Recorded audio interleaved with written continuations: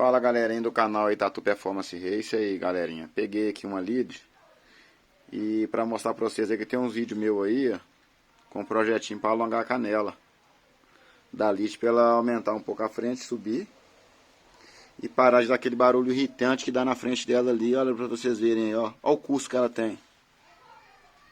O custo dela é pequenininho, tá vendo? Onde é que parou a sujeira aqui, ó? Ela tá batendo aqui, ó.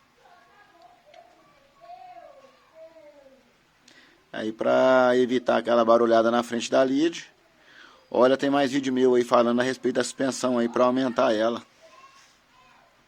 E colocar mais óleo, tá vendo aí? Aí acaba com esse problema aí de dar fim de curso.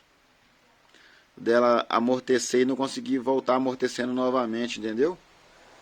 Aí é onde é que ela bate.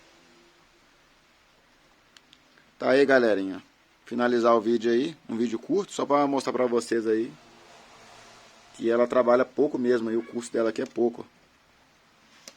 Se estiver gostando do conteúdo aí, dá um like pra gente aumentar o nosso canal aí, ó, e ter mais inscritos aí no canal. E tá passando conteúdos novos pra vocês aí, galerinha. Finalizar aí.